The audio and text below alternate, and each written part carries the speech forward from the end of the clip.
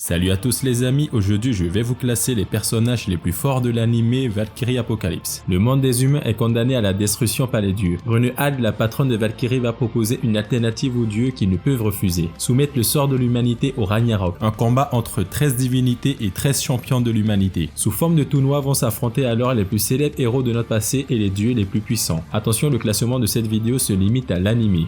Numéro 6, Lu Bu. C'est le guerrier le plus fanatique, le plus charismatique et le plus puissant de Chine. Le personnage préféré de pas mal de personnes dans Dynasty Warriors. Celui qui a parcouru le monde pendant près de 30 ans à la recherche d'un être aussi fort que lui et n'a trouvé personne. En effet, pour son époque, il était l'homme le plus fort du monde. Si fort qu'il est tombé dans l'ennui et la dépression jusqu'à se laisser condamner à mort. Pour lui, la vie ne valait plus d'être vécue sans adversaire valable. Ça me fait mal de le mettre à ce niveau de classement. Il aurait pu certainement être un tout petit peu plus haut. Sur le plan de la force physique, Lu Bu est le plus fort des héros de ce tournoi, si fort que cela l'a permis de défier de front l'un des dieux les plus puissants, le dieu du tonnerre Thor, qui a même reconnu sa force et a trouvé extrêmement dommage qu'il soit né humain et non dieu. Mais le fait le plus surprenant est qu'aucun des humains et même certains dieux auraient pu réussir ce qu'il a fait. Il est parvenu à bloquer la technique de Thor, la fossoyeuse de Geirrod, le coup qui a détruit le serpent de Midgard. C'était complètement dingue. Les autres dieux étaient choqués, même si face à autant de puissance son corps a fini par craquer et non sa volonté. Sa dernière attaque en barreau d'honneur était juste magistrale. Un coup avec sa hallebarde appelée la dévoreuse de ciel. Et comme son nom l'indique, cette attaque est si puissante qu'elle pouvait fendre le ciel en deux. Lu Bu était le plus fort des hommes, mais malheureusement, il est tombé sur un trop gros morceau. Le plus puissant des dieux nordiques, équipé de la plus puissante arme divine, Mjolnir. Tout le stade, les dieux et les humains ont tremblé devant la puissance du choc de ces deux titans. Lu Bu perdit ce combat, mais il a quand même gagné le respect de Thor, qu'il a considéré comme son ami.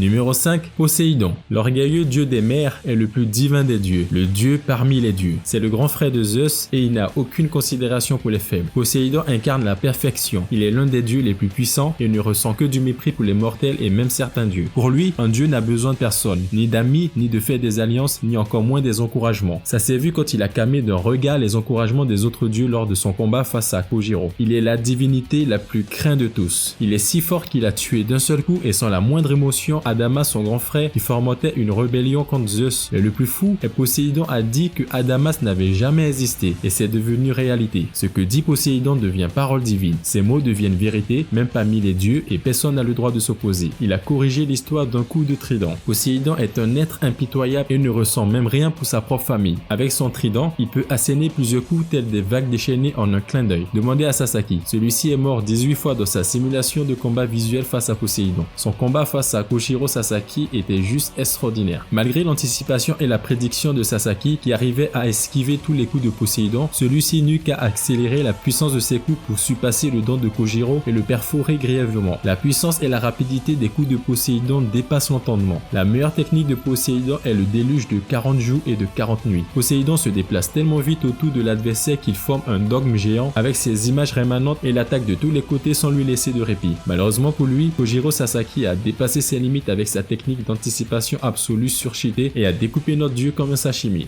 Numéro 4, Kojiro Sasaki. Kojiro Sasaki est le plus grand épéiste que le monde ait connu, mais aussi considéré comme le plus grand perdant de l'histoire. En effet, de son vivant, il n'a jamais gagné de combat. Il a toujours préféré abandonner plutôt que d'être blessé ou tué, mais grâce à son immense don d'observation, il lui permet d'analyser l'adversaire et de prédire son mouvement grâce à sa simulation visuelle. Une image mentale qui peut affronter autant de fois qu'il le veut. Cela rappelle un peu les entraînements visuels de Baki face à la montre religieuse. Quand il arrive à battre un adversaire visuellement, il voit plus l'intérêt de prendre sa revanche, et c'est pour ça qu'il n'a jamais gagné. Kojiro est celui qui a choisi d'apprendre par la défaite. Il a acquis une très forte expérience en se frottant aux meilleurs épéistes du pays. Même après sa mort, il a toujours continué à s'entraîner pendant près de 400 ans. Son combat face à Poséidon était certainement le meilleur de tous. Sa simulation visuelle est si efficace qu'il était capable de prévoir les coups d'un dieu aussi fort que Poséidon. Il a imaginé ce duel une infinité de fois. Il a simulé des milliers d'attaques possibles contre lui ainsi que tous les coups qu'il pourrait porter. Il a exploré chaque issue à l'avance. Kojiro peut prédire tous les coups. Peu importe le nombre d'attaques et peu importe la vitesse, Kojiro prédit le prochain coup et l'esquive. Il anticipe tous les mouvements de son adversaire, tel est le pouvoir de Kojiro Sasaki, l'anticipation absolue. Lorsque Poséidon l'a poussé dans ses derniers retranchements, Kojiro a débloqué un nouveau talent, celui de reproduire toutes les techniques de sabre des maîtres qu'il a combattus, couplé à son style Ganryu. Malgré tout, cela était insuffisant face au spécial de Poséidon, le déluge de 40 jours et 40 nuits. Voyant ses limites atteintes, Kojiro était prêt à mourir face au puits d'attaque de Poséidon. Mais nous avons eu droit à la scène la plus émouvante, aux encouragements de tous les épéistes, tous styles confondus. À ce moment-là, Kojiro est devenu le maître des maîtres, l'as des as. Il a fait franchir à sa lame les limites de ce qui était humainement possible, et dans ce combat, il a ouvert les portes du divin de façon fracassante. Il était capable de prévoir des centaines de milliers de coups, voire des millions de coups selon Ares. Kojiro était comme animé par l'ultra instinct et a offert la première victoire des hommes. Ce gars nous a donné beaucoup trop d'émotions. Sa technique est devenue trop surcheatée. Merci à toi Kojiro.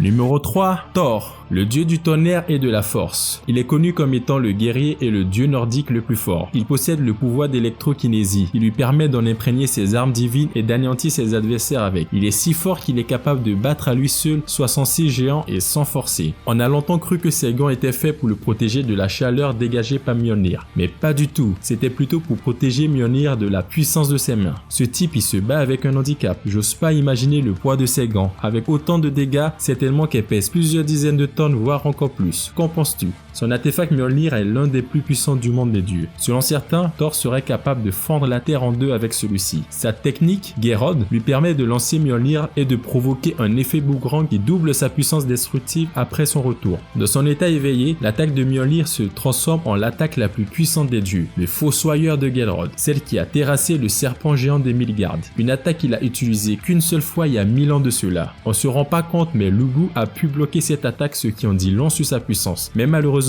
Thor c'est une anomalie parmi les dieux. Il est beaucoup trop fort et s'ennuyait tout comme Lubu de ne pas trouver d'adversaire à sa taille. Lubu était sa lueur d'espoir. C'était un peu le Boros pour Saitama. Il a kiffé le combat, respecté son adversaire, mais c'était pas encore suffisant pour lui. Thor est celui qui a remporté son combat avec le moins de difficultés, malgré la blessure que lui a infligée Lubu qui semblait à peine handicapé durant ce combat. J'aurais très bien pu le mettre premier de ce classement, mais on n'a pas pu voir l'étendue de ses capacités. Pas parce que son adversaire était trop faible, loin de là, mais c'est juste lui qui est beaucoup trop fort. C'est un peu le problème des plus puissants. Mais il y a du loup qui arrive comme... Numéro 2, Adam, le premier homme et le père de l'humanité, celui qui a claqué la porte du paradis et s'en est allé avec Ève peupler la terre, celui qui a affronté l'un des dieux, voire le dieu le plus puissant de tous, Zeus en personne. Quand Zeus lui demanda la raison pour laquelle il se bat, il sort la phrase la plus stylée de tous, « Je me bats pour tous mes enfants ». En effet, oui, Adam est le père de tous les humains et se bat pour empêcher la destruction de ses enfants. C'est l'humain le plus proche des dieux et possède l'un des pouvoirs les plus puissants de l'œuvre, Réflexion divine, une technique de ses yeux qui permet de reproduit n'importe quelle attaque utilisée contre lui, y compris les attaques divines. C'est sa capacité à copier et à contrer une attaque avant de la voir qui le place au-dessus de la plus grande majorité des dieux. Il a réussi à envoyer plusieurs fois au tapis Zeus et s'est battu égal à égal contre celui-ci, dans toutes ses formes, y compris sa forme finale Adamas. Même quand ses yeux sont arrivés à leur limite, il a continué à se battre jusqu'au bout et même après la mort. Cela n'a pas suffi à vaincre le roi des dieux, mais ça l'a laissé dans un très sale état. Adam s'est battu jusqu'à la mort tout en restant debout, afin de donner un grand espoir à l'humanité. Il est devenu le personnage le plus sympathique et l'un des plus appréciés de l'œuvre.